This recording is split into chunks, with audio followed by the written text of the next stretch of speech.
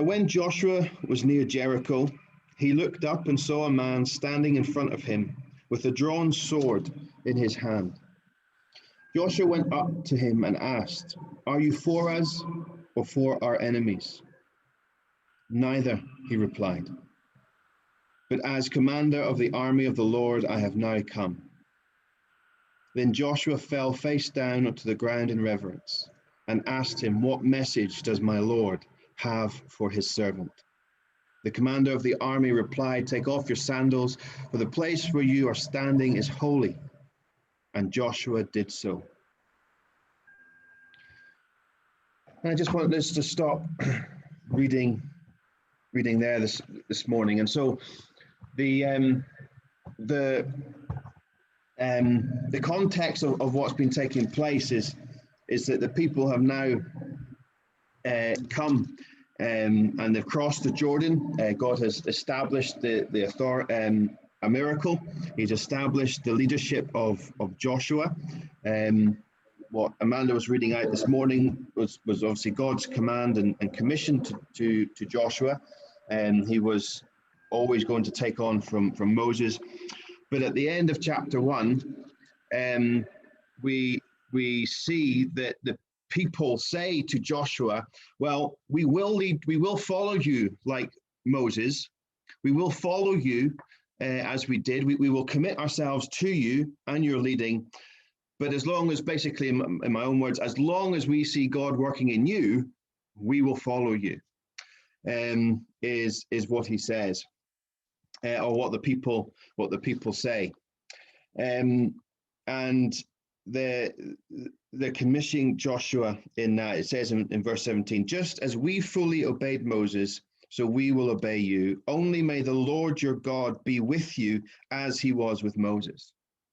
Okay, so we're looking at past and we're looking at present. And obviously they're committing to the future. And then they cross over the Jordan, and for the first time, really, they see that miracle. You know, Moses did many a thing which amazed the people, at least for a period of time, until they started to moan again, until they started to worship other gods, etc.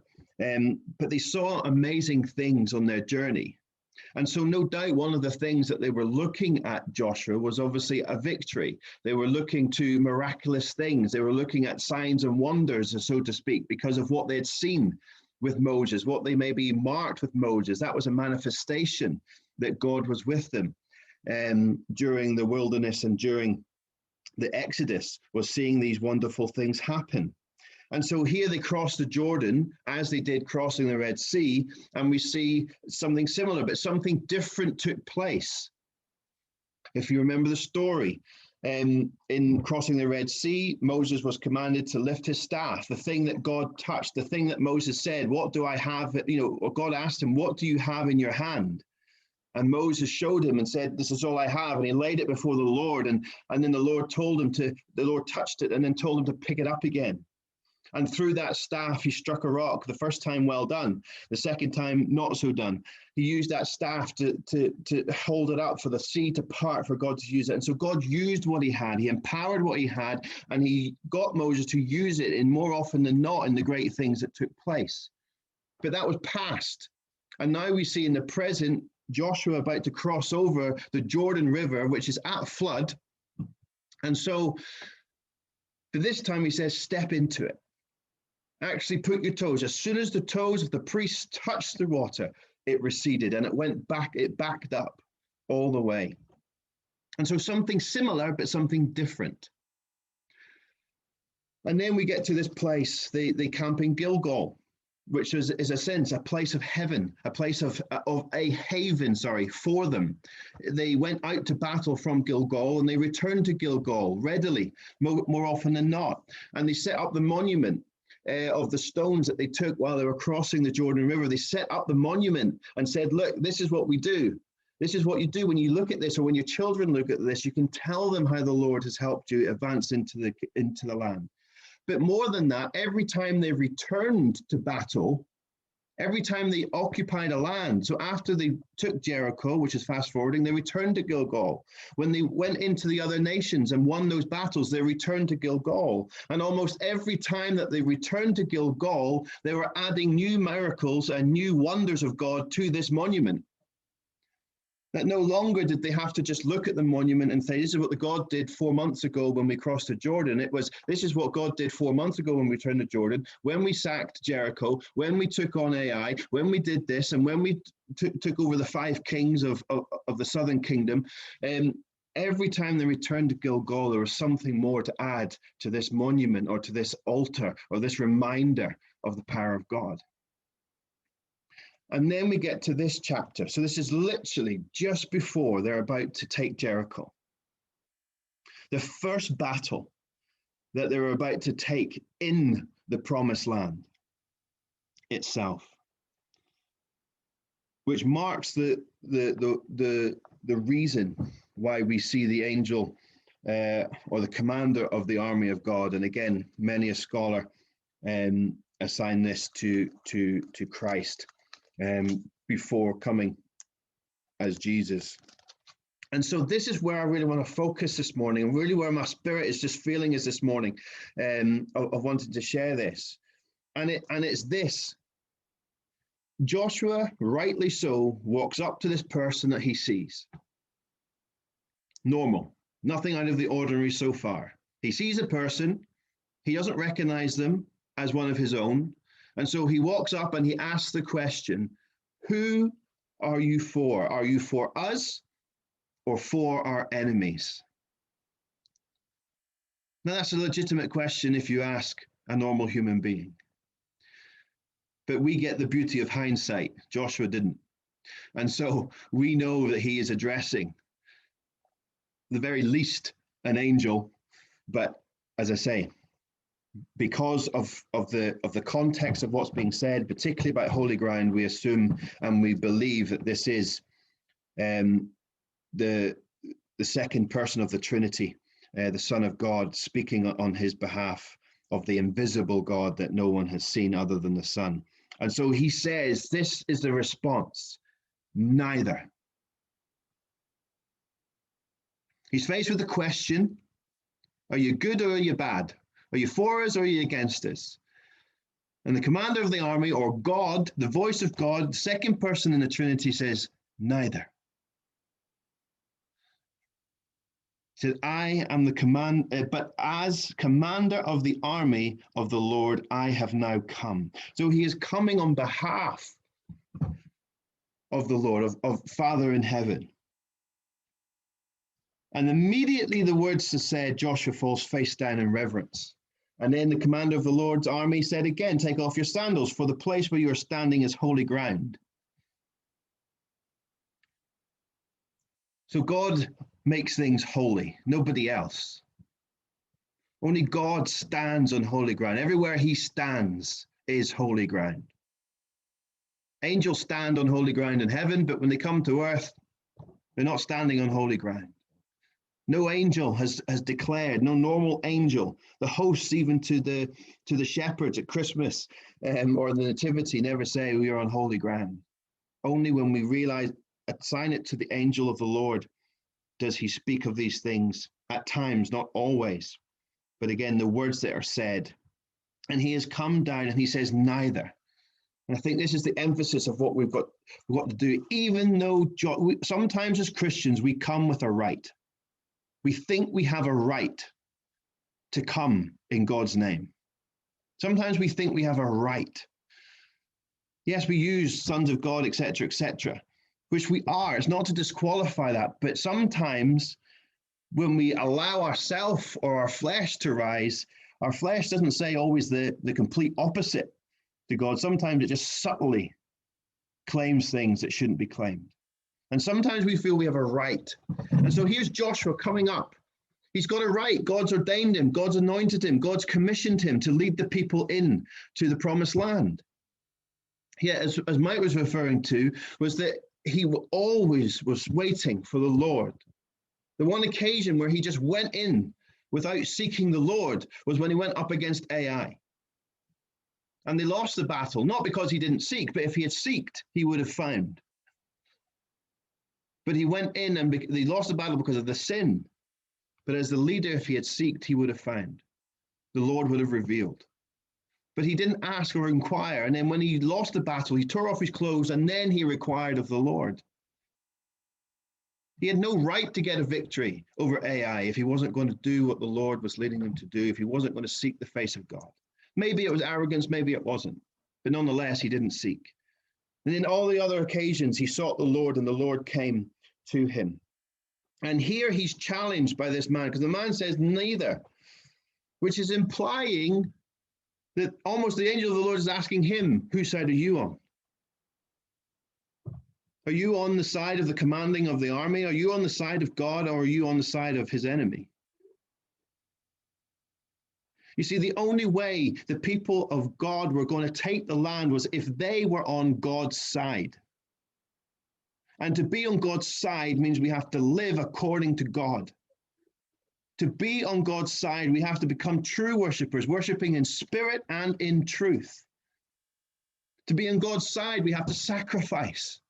It has to cost us something. We have to desire it.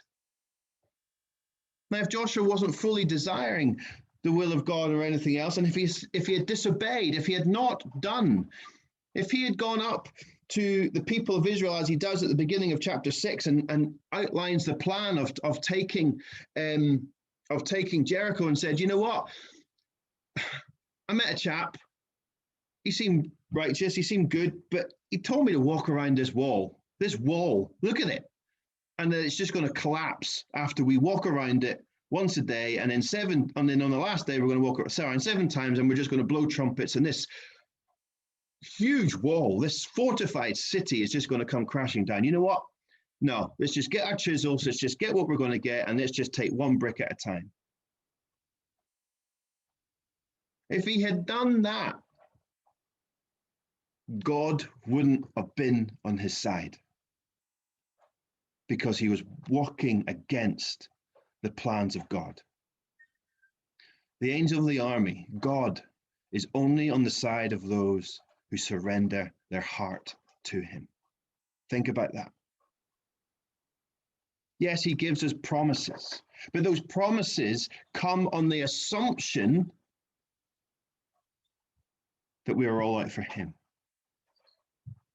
When we read scripture, and as we've kind of touched on in the Ecclesia series, but as we'll kind of unpack that a little bit as well, when Paul is writing to the church, he's writing on the assumption he is speaking to people who are born again first and foremost, because he's writing to the elders of the church, or he's writing to the saints of the church. He's not writing to the unbelievers who are part of that church, or maybe infiltrating that church. He's writing to the people who he believes are sold out, one for Christ, born again, spirit-filled, continually being filled believers. And so that's why he doesn't address some issues, or he just assumes they understand certain things, which is why we want to ask questions about the things he doesn't say. But fundamentally, what comes to it in this point here is that we only have a right to claim the promises of God if we are the promises of God, if we are. And if we are, we show it through our life, as we'll look at tonight with Ecclesia. One of the purposes, one of the sole purposes of his people, the called out ones, the Ecclesia, is to give him honor and glory. He hasn't created us just to evangelize to the world. That's one of. He has created you for worship, both by voice, i.e. singing, which is what we normally call our worship. But beyond that, when we talk about worship, we have to understand that it's not just the songs we sing. It is our life. Romans 12, give your bodies as living sacrifices. What comes after that? Holy and pleasing to the Lord. This is your spiritual act of worship. And so here, Joshua is almost being put to a test. In the whole scheme of Joshua, we see this pattern. Joshua seeks God. God reveals to Joshua The people seek Joshua in terms of revelation, and Joshua reveals to the people the plan of God, and that they do. And when they do as a whole, they win. When they do as a whole, when they surrender to the plans of God, they take nations that they would never otherwise take.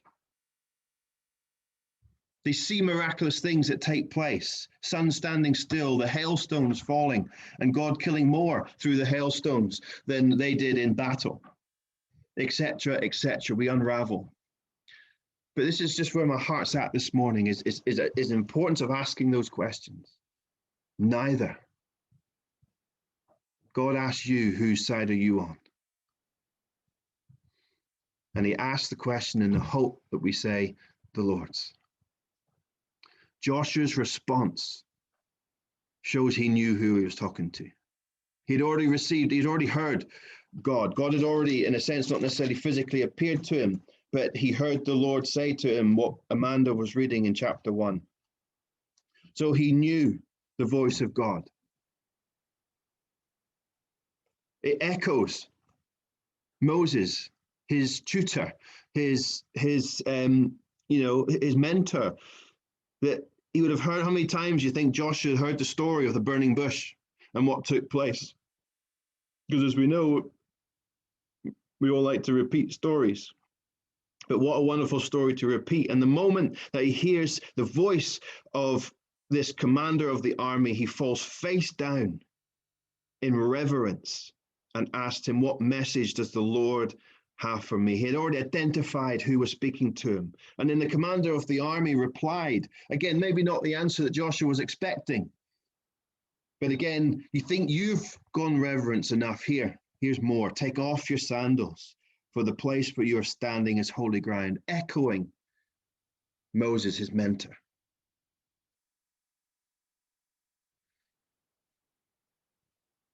And then the story, as it says, speaks for itself.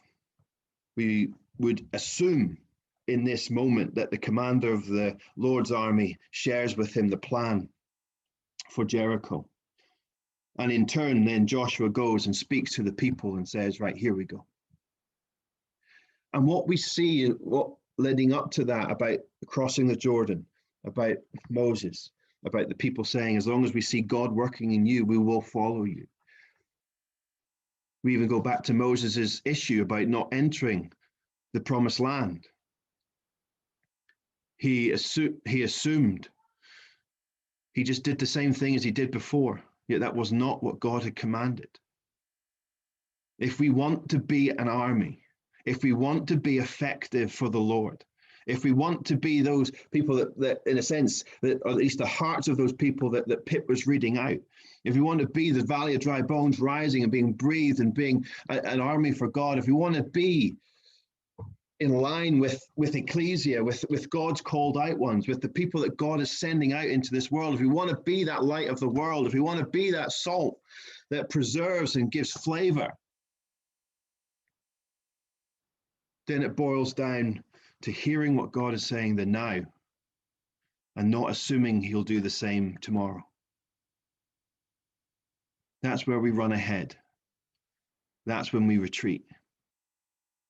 It's standing firm. What he does with you today will look different with what he does with you tomorrow. Moses was first called to strike the rock and water would come forth. Then he was told to speak to the rock and water would come forth.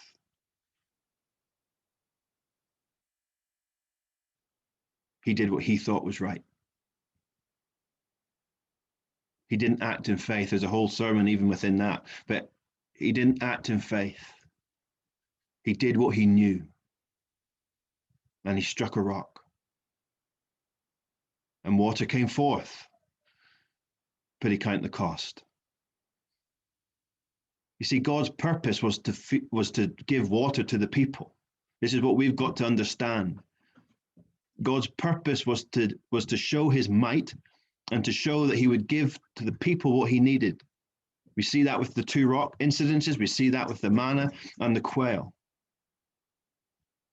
We see that even when we read that the sandals of their feet were not worn after 40 years in the wilderness. Something we often forget at times. What a miracle. But the point being is that he acted on himself. He acted on himself. He acted what he thought was right. And it could have easily said, oh, Moses for a moment could have easily said, well, the Lord brought water. Hallelujah. It doesn't matter whether I spoke to the rock or whether I hit the rock. It did matter. God will not withhold water or food from people because of someone's individual sin. What he will do is deal with your individual sin, and he'll still feed the people. Whose side was he on? And I think that has to be a challenge to us this morning, because we do, if we want to do great things for God, quoting a quote from Spider-Man, but with great power comes great responsibility, is what the father says to Spider-Man before he becomes Spider-Man. And it's so true. With great power comes great responsibility. And if we want to be a bright light for Christ, then we've got to be responsible. You've got to be responsible with his word. We've got to be responsible with the will he has given us. We've got to be responsible with the revelation that he gives us. We've got to discern who that's for and who it's not for. Don't give precious things to pigs or dogs, or they trample it on the ground. And so it's a challenge. Almost our zealousness is for God, not for the things that we accomplish. Let me make that clear. Our zeal should be for God. We should be zealous for God, first and foremost. Sometimes we're zealous for the things of God. Big difference. If we're zealous for God, we will automatically do the things of God with a zealous heart, with a passionate heart, with a heart of love. Don't bypass the giver to get the gift. Stop at the gift, stop at the giver, stop at the creator of this world. Such a challenging question. Joshua asked, are you for us or for our enemies? And God didn't even contemplate answering the question. He says neither. And by saying so, it's as if he's asking that question, who are you on? Whose side are you on? Because if you're on the side of God, then I am a friend. I am for you. If you're on the side of the enemy, if you're not on God's side, and this is what it is, we don't have to align with the enemy, we just have to not align with God. If you are not aligned with God, if you are not going to obey the command that the Lord is going to give you, then I will be your enemy. And that's something we struggle to equate at times, but you go through the Old Testament and that's what we see. When the people of God were devoted to God, good things happened. When the king was devoted to God, good things happened. He reigned diligently. He reigned with power. He reigned for a longer period. Yet when he was against God, when he wasn't for God, he brought turmoil. We just read to the next book, Judges, when the people cried out to the Lord and repented and did the things of the Lord, he raised them up. He raised a deliverer. They enjoyed fruit in the land. They enjoyed prosperity. They enjoyed blessing as God had promised. Yet the moment they turned from God, they became an enemy of God. And God raised up an oppressor. God wasn't on their side. And I think what we're saying, if we want to reach what we were saying in our sharing times, if we want to do that, and this is why I feel led to share that with us this morning, it's just that simple fact that we've got to wait upon the Lord. You'll get to a place of where we have to wait upon the Lord because we won't want to be against him. The moment we don't wait, the moment we advance when he's telling us to stay, is the moment we break ranks with him. And consequences follow. Many of us are in a position where we're doing with people, we're serving people. And they need God. And they need true representation of God, which is you. And so if we're trying to bring them salt that's not salty, or not preserving, not giving taste or flavor, i.e. making sense to their deep down taste buds of spirituality, of the gospel, then it's going to be nothing to them. Doesn't matter how well communicated you are about the gospel. Doesn't matter how challenging you are about the gospel. Doesn't matter how many great illustrations that you may have about the gospel to make sense. If it's not made sense in their heart, if it's not flavored their heart, if it's not shine a light in their heart, then it won't matter. And so if we want to step in to the next level, the next things of God, then let us receive this challenge this morning, this question this morning to ourselves. Neither, but as the commander of the army of the Lord, I have now come. The commander of the army of the Lord may be asking you right now, whose side are you on? And it's a side, not a fence. You've got to choose a side. And most of us in here would say, well, choosing the side of God, or at least I want to choose the side of God. Well, if that's the case, then fall on your face in reverence. Take off your sandals, for you're on holy ground. And do what he asks you to do. When he asks you to do it. There's no good Joshua saying, right, God's told us to walk around once a day, right, for efficiency, for, save our sandals, whatever it is. Let's just march around 7 times today. Let's get to the end before we get there. And then, no. The one day at a time was for the people of Israel, for no one else. Sometimes God asks us to do things that don't quite make sense simply because he wants to know that you would do it.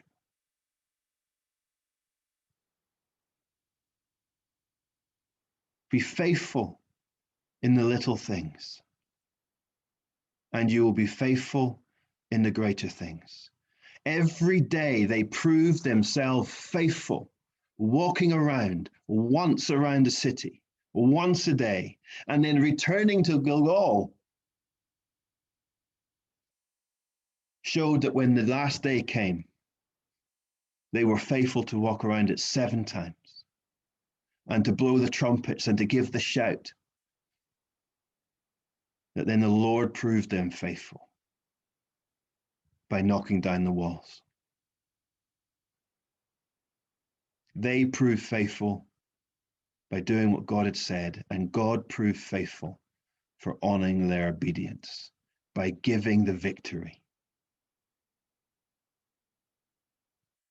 No matter how good strategy we may have, no matter how good will intention, as Paul was saying, that we may have at times, God has the victory. So let's be with him. Let's commit to him. Let's follow him and assure ourselves that we are on his side, as opposed to him automatically being on our side. just because we sing nice, just because we read scripture, just because we're committed to going to church or we have a heart for him. They're all good things. And God has asked them to do it, asked us to do them. But it never comes at a cost beyond what he's asking you to do for his kingdom. How are we building it? Are we faithful?